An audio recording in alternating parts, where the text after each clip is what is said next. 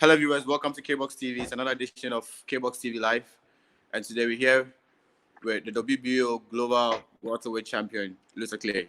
Luther, welcome to Kboxtv. I'm proud, happy to be here, man. How's everybody? Yeah, everybody's okay. How is it going there? Yeah, it's okay, man. Obviously, we're all going through this coronavirus thing. Everything Yeah, is shut down, but we're healthy. Everyone in my family's healthy so far, so we can't complain. we thank God. We thank God that we're all okay. And thank you for the opportunity to speak to you on our show. We seek to connect the African fighters fighting up in the world with Africa, so that everybody can get to follow them. So that's what we seek Yeah, to achieve with our shows. that's good, man. It's good. I've been All right. following you guys for quite some time as well. Yeah, we seen you retweet and like our tweets, and I got interested in you after fighting. No, before fighting Freddie Kiwick, but we'll get into that fight. Before that, Mm. I would like you to introduce yourself to the fans, the Kboxtv fans who are watching. Yeah. My name's Luther Clay, but my actual name's Lutando William Timkulu.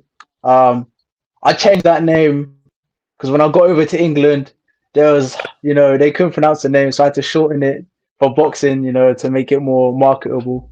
But I was born in South Africa, and I moved to England 2002, and then yeah, I've been there since. And then started boxing when I was 15. Did amateur 3 years, not a lot of fights, 11 fights, and then I turned professional at age. I think I was 20 years old. 2000 and might have been 2015, Mm. 2015, 2016. So it's been 5 years, almost 5 years, professional now. Uh, and yeah, I watched one of your interviews, and you claimed that. I mean, you said our siesta discovered you. yes. I was in the boxing gym in university boxing gym, just training, not really taking this thing seriously. I wasn't competing at the time. I'd stopped competing and stuff. But then he had took a little interest in me. Hooked me up with a trainer, and then from then on, I just turned professional with him, and it's been a roller coaster ride since then. Yeah, yeah. But how has it been for you on this journey? For you, like, especially with the family, did they accept you wanting to do this? Yeah, I mean, in terms of my family, they've been supportive. They've been supportive, but they didn't know from the beginning that I turned professional. I told them I turned professional after maybe like my first two, three fights, Oh, and then okay, okay. yeah, then they kind of it was too late for them to say no, so they had to support. I mean, So, but now they're very yeah, why did but you now they're why did you want to hide it from them? I mean, I'm just wondering. I'm just curious to know why did you want to hide it from them? Uh, it's just because with family, it's hard. They don't understand when you want to risk everything on sports, stop working, and go straight to this boxing. So for them, it was a shock. yeah, So, but I just felt like I would just do it. yeah. Then they find out afterwards, and then we'll see. But since then, when they found out, it's been good. So, you know. No, is it true that your father was also a boxer? 1 second, man. I think the connection's gone. Let me move. Let me move to another room. Oh, okay, all right, that's fine. Let me move to another room. Okay. Can you hear me? Yeah, I can still hear you. Can you hear me? 1 second.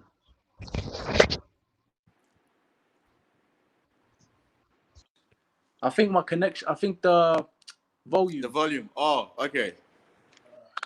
There's no sound. 1 second.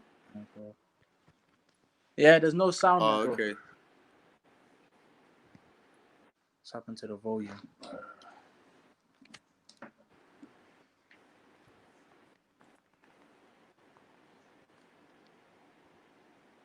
Okay. Okay. I'm gonna disconnect and rejoin. Maybe it fix the connection. That's fine. No problem. Okay. Okay. All right, guys. So Luther Clay will be joining us in some few minutes. I mean, he's had some slight challenges with his volume, and so once it's all set up, he will join us. But interesting things he said so far about his name change. You know, he was called Luthando Nkobile, you know, and he changed it to Luther Clay, saying that. Okay, right. So I was about. Yo, Hello, can you hear me? yeah, I can hear you. I can hear you. Can you hear me? Yeah. Wow,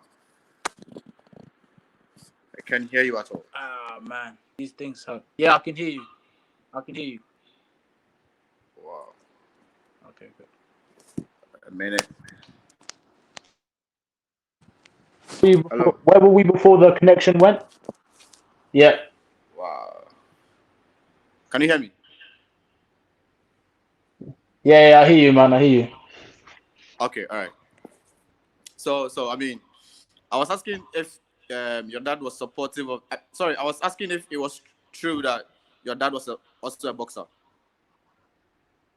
Yeah, my dad was in the army, and then in the army he did a bit of boxing here and there, but he didn't do it properly. But he used to train and stuff. So Oh, okay, okay.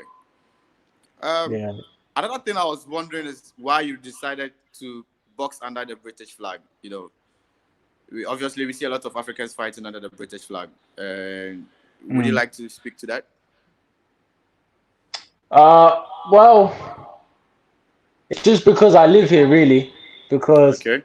uh, for me, it's nothing I haven't really thought about. I think as soon as you, for how it is over here, when you want to box, you normally go through the British boxing board, and then Mm, you do your licenses through there, and then it does you as a British fighter, even if you're not.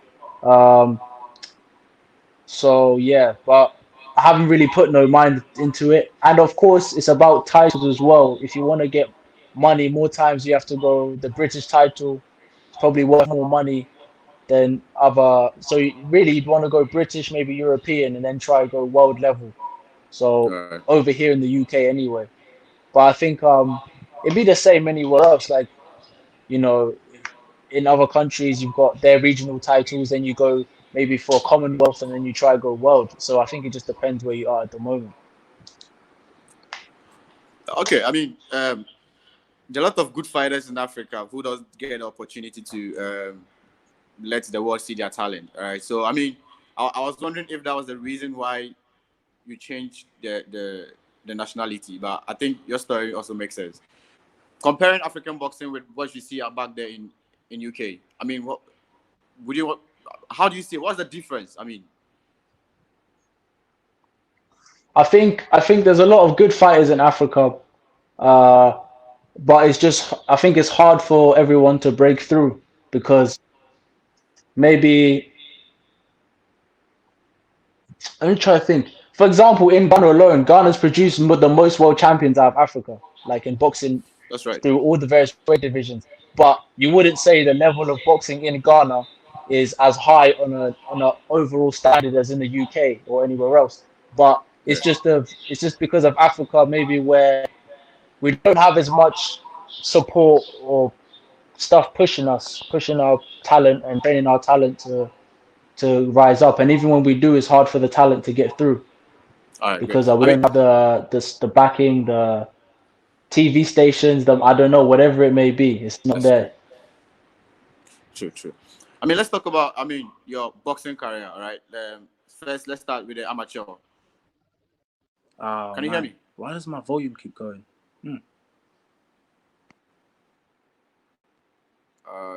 Okay. So, Luther is gone again. I think we'll have to wait, and he's going to rejoin us. Verse. Okay, so he's back. Can you hear me? Hello. I hear you. Can you hear me? I hear you. I hear you. I hear you. Sorry, I man. can. I can hear you, but can you hear me? Yeah, I can hear you now, man. I can hear you now. Okay. All right. All right. All right. I mean, Yeah, you were saying the question. I'm sorry. Yeah, I'm back. I mean, I was talking about, I mean, your boxing career in general. I mean, let's look at the amateur career, your amateur side. You know, you know one of the most you didn't have one of the most decorative kind of amateur. You know, with the um, all African games, or let's say the European games, or um, Olympic games or something. But you just entered the international, I mean, the professional scenes, and then boom, like that, your first title is like the WBO global title. I mean, walk us through the journey from the amateur time and then to this big title that you have, the WBO global title. Oh man, if anything, it's management. I think that's the big thing. I started like I didn't have any. I had 11 amateurs, so it's nothing really. It's maybe you learn how to do a couple punches, you learn how to take a punch, but other than that, I'm still learning now to this day. So I think if anything, it's just been the hard work in the gym, learning in the gym, getting beaten up in the gym, and ready to fight. That's what it's been really. And it's more the management. Like my management has navigated me in a way where I started off maybe my first 4 fights, they were just nothing. Not they were learning fights, nothing too hard, you know. And then in the last year, I've kind of come onto everyone's radar because I've had the win over in Italy, then the win over Kiewit, who's a very good fighter. And those kind of fights put people onto me, like paying attention, because up until then, no one was paying attention really, because I was just learning, I was coming up, and then obviously got the WO title, which is a good title. And then I think I didn't really mind. I wasn't paying too much attention to the title.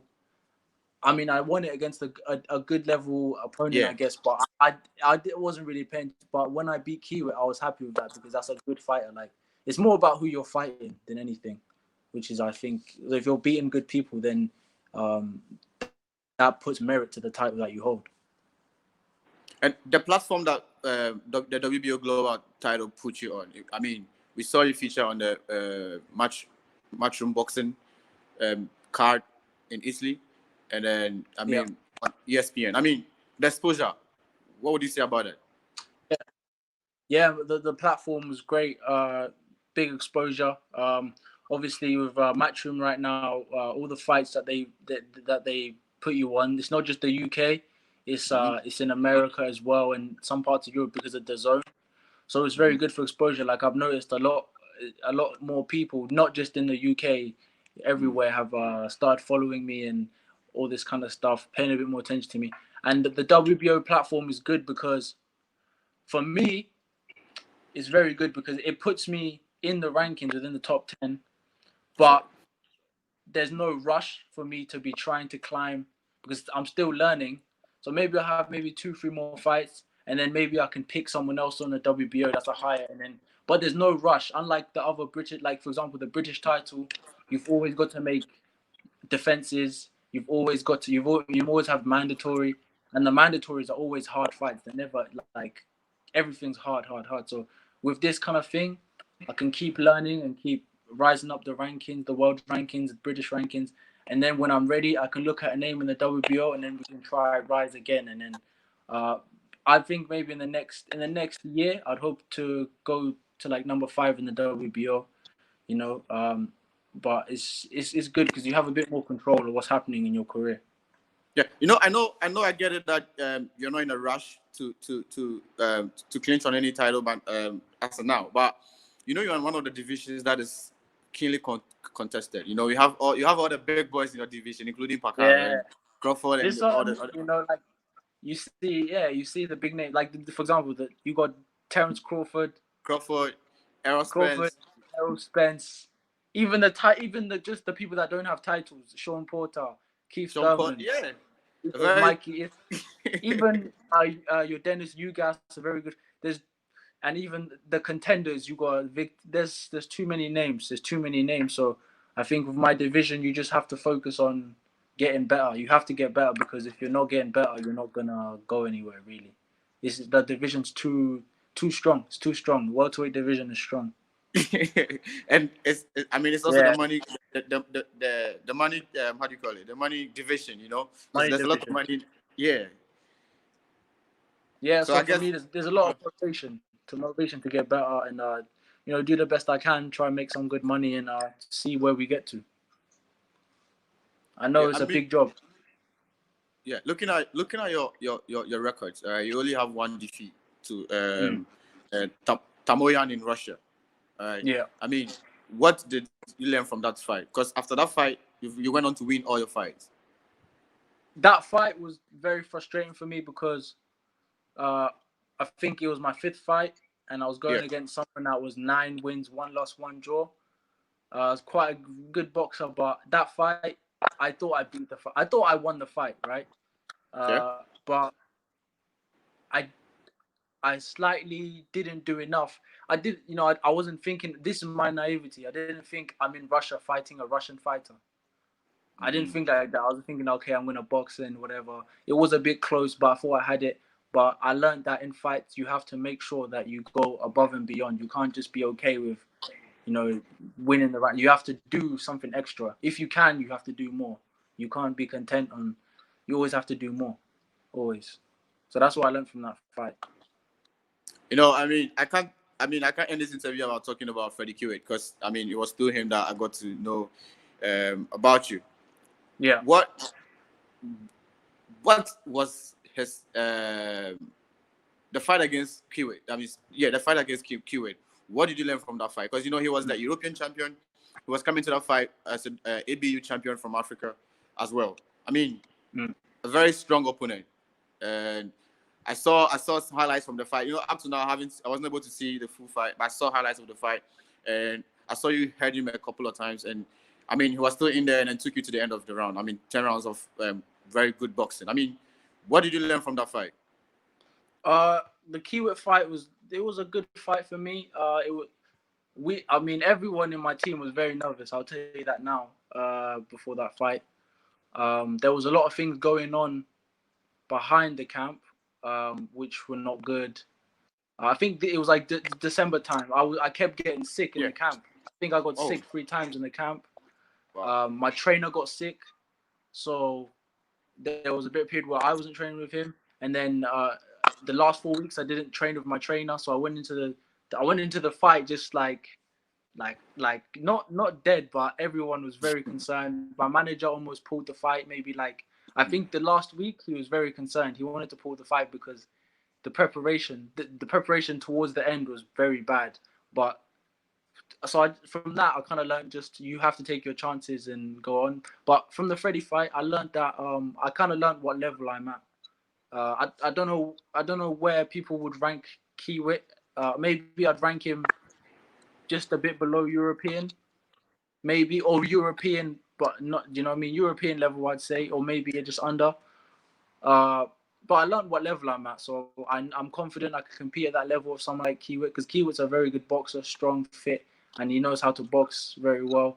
So I know, okay, it's given me a lot of confidence to even push on and keep going and keep pushing myself. Before the Dario fight, did you feel you could win? You could take his title because he was a defending champion then. I looked at Dario. I didn't take him seriously from the I looked at his record. No, I didn't take him seriously. I looked at his record. I was like, oh, that's a good record. And then I looked through it. I was like, okay, well, there's no one really good on this record.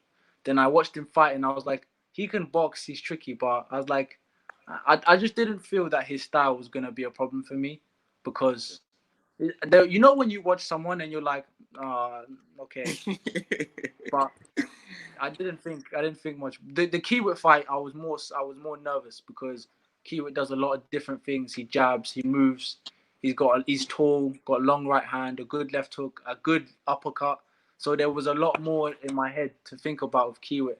But when I got into the fight, it was hard. It was very close, back and forth.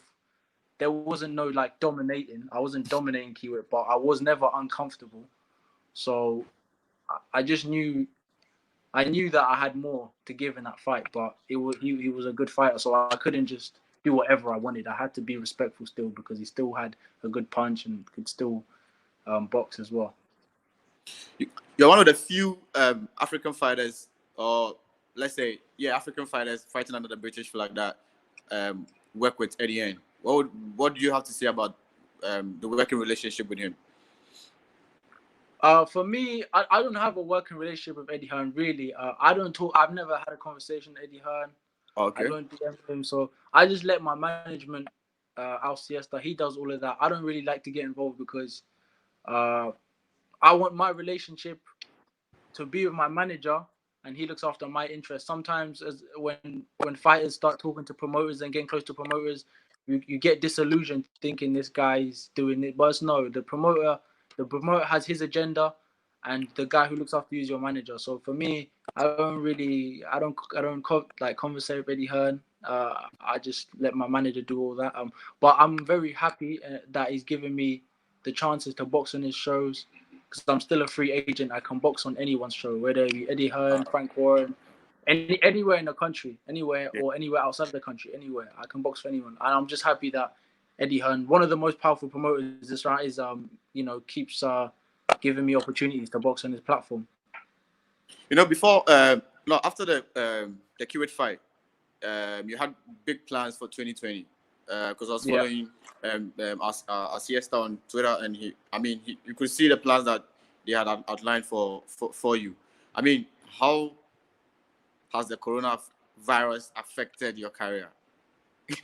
Yeah, it's affected it quite a lot because I was hoping to have maybe 3 fights this year and keep going up the rankings and try get some money, try get some good money this year. It's affected it because I was meant to fight, I think maybe 5 weeks ago or 6 weeks ago. So I was meant to fight against another good fighter, undefeated boxer, Chris Congo he's from London, but I think he's from the Congo originally. I was meant to fight against him, but the fight fell through because of the corona thing. And so now I'm just thinking about my next move and everything, and it's gonna be hard because really we don't know when gonna box again. Obviously, there's been conversations recently of Eddie Hearn in the last couple of days where he wants to reschedule that fight for June. But I've said to my management that it's probably not possible for me to be ready for that kind of fight under the current situations because, one, there's a lockdown. I haven't got a place to train properly. Two, I'm not. I'll probably won't make the weight for June. I probably won't make the weight for June. So that's something we'd have to revisit at a later date. So now it's just kind of thinking about what to do next. So it's affected it a lot. But it's still early. Maybe we can get 1 or 2 fights in before the year ends, and we'll see where we are. South Africa. Yeah. South Africa. You come here every year. I follow that too as well. Yeah. I mean, yeah. will South Africans see you fight in South Africa? I've been wanting it for a long time. I almost got close to getting it. Before I went Italy. I almost convinced Al to let me go because Al had been very hesitant about me going to South Africa because you know what it is. Europeans, when they think about Africa, they have this they think what they see on TV. They don't know that there's Africa's a beautiful place. They don't know this. So that's right. My friend Ludumo, another boxer that he works with, he boxed out there, and then Al went over there for I think it was 10 days or 2 weeks, something like that, and he saw how beautiful it was. Then he was like, "Oh wow, this is amazing! I can't believe I didn't know. Maybe we'll have to let you fight out here soon." So he's seen Africa. He knows how beautiful it is. So now it's just.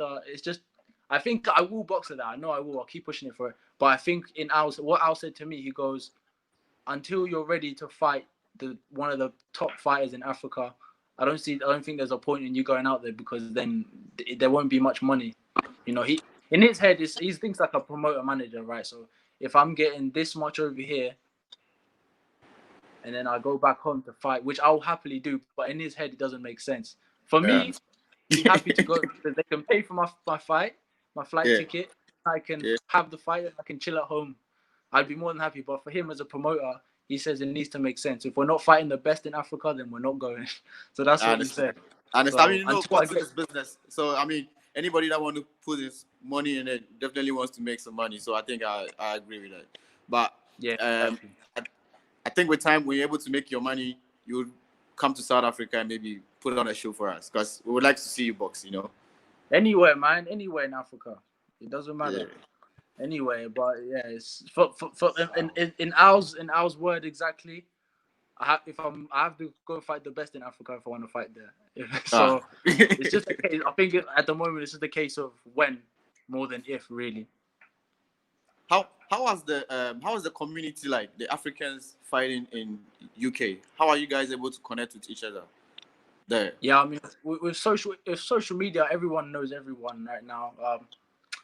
I think I see that a lot of fighters are very friendly and stuff, very chummy one another. But for me, I don't really, I don't know, but I don't really have any friends in boxing. Really, you know, I don't need friends in boxing because boxing is not a friendly sport. I used to be like that. I used to be friends with people. We'll spar together. Next thing, this sparring partner's calling you out, trying to fight Yeah, I you. get So you. now I don't associate with fighters like, even if like then even if I don't know, that's the way I train by myself. I do everything Okay. by myself. So Okay. I've got a couple friends in boxing, but it's just like it'll be like this, right? You'll be Yeah. friends with someone, then you'll fight someone that they know and they're friends with, and they'll message you. They'll message that person telling them your weaknesses. Okay. I get See, you. I've had this happen to me before. Look, when I was fighting Freddie, Okay. I fought Freddie, and then someone messaged me that he used to train with saying, "Oh, I like Freddie, but I can tell you what he's bad at." And I was like, "No, it's okay." You know what I mean? And this guy, I just know him through Instagram. Another black fire African guy, Nigerian, but Okay. I don't know him. I don't know him like that. I've I never chilled with understand. him. I talk to him every now and then. But this is why I don't talk. I don't train with other people. I just do my thing. I don't need friends in boxing. Okay. Okay. Talking about training, right? I know you switched comp. You switched from Yeah. your old trainer to a new gym. I mean, would you like to speak to that? Yeah, like for me, it's been, when you start off in boxing, there's only a few fighters that go directly into like the best position, like the best trainer, the best gym, the best sparring. For me, I've just been making do where I am. Like for example, when I started, it was good enough because I was still learning, but there wasn't much sparring, so I moved to this place. Then I got here, okay, it was okay, but then I got past that level, or that relationship got stale, so I go to next. So I feel like for me, it's just been a case of, and most fighters, you have to you have if you're with a trainer, the best trainer in the world, and you're still learning and you're still getting along, you have to stay there. But if you're not, you need to move because there's a short period of time. You have to keep improving in boxing. Once you've stopped improving, then you're gonna be stuck at that level. So for me, it's just been a case of I'm just going, seeing if I feel I'm still improving here, then I'll stay. If not, then okay, I'll move on. And that's just the way I treat it because it's just about myself getting better. Because of your division, I would like to know this from you: Crawford or Spence? I think, I think, I just think Crawford has the ability to adapt to anything. I don't think Crawford's like the most talented fighter, but he's very technically good.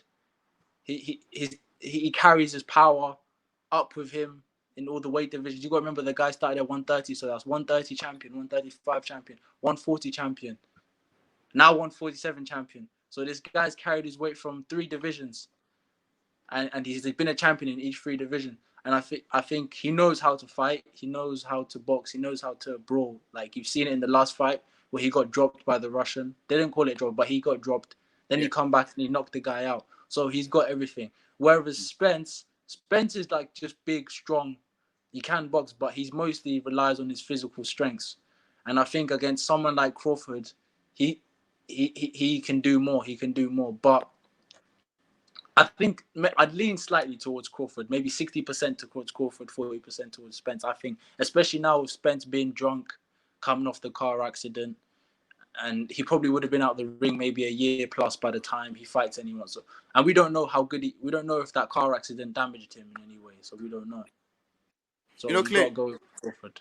Yeah. based on what you've achieved within this short period, all right? Mm. One is, I think it's fair to say that I think you can go to the top, the very top, and it's possible that when you get there, depending if Crawford and Spence and Manny Pacquiao would even still be actively fighting between these three people. I don't want to put you on the spot, but I have to for the sake of the people watching. I mean, because it's one of the questions I got on Facebook after posting that I'll be speaking to you.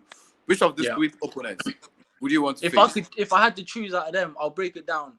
I don't think I could box with I don't think I could have a box.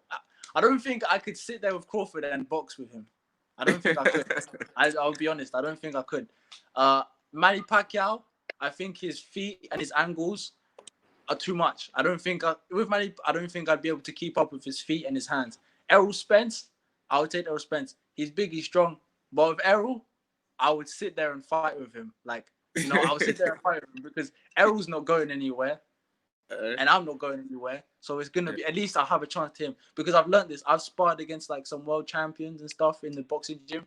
There's been times where I'll spar someone that's a European level boxer and they'll give me hard times because of their style. But then I'll go in there with a current world champion, unified world champion, and I'll give him trouble because he's sitting there trying to fight with me and I'm trying to fight with him, and I do very well. And then I realize, oh, okay, so my style suits more people who come to fight rather than people who are like trying to have a chess game. So that's why I know, okay, against someone who's coming to fight, I'll do very well. Against someone who's like boxing, feinting, moving, it's gonna be hard for me because, as again, it goes back to the amateur experience. I haven't had it.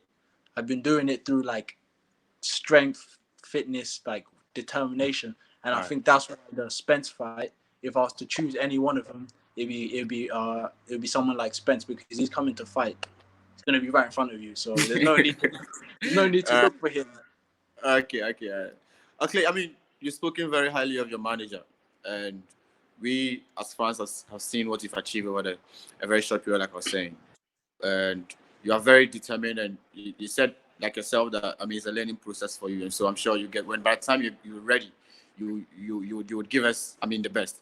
For you, what do you think the future holds for you? Yeah, I think near future, I'd like to hope in the next maybe 8 months, no, maybe a year, I'd like to like try box for the European title, and then the ultimate goal, obviously, try box for a world title Monday. I think maybe at like the age of 27, 28, maybe box for a world title. I think that's a good age because, yeah, I think that's a good age because if you look at the current world champions, they're like maybe like they're all right in their 30s anyway. They're like 30 years old, so I think 28 is a good time frame to maybe hope to try get myself to that world level. All right, thank you for speaking to us, and your last words and a couple of shout outs, I mean, if you want to.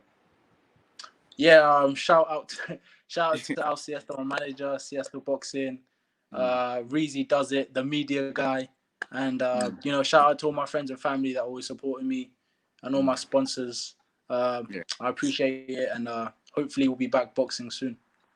All right, thank you Shout for speaking out to to us. Kboxtv. What? Shout out to Kboxtv as well. All right, thank you very much. All right, okay. All right, man, thank you. Okay, thank you very much. All right.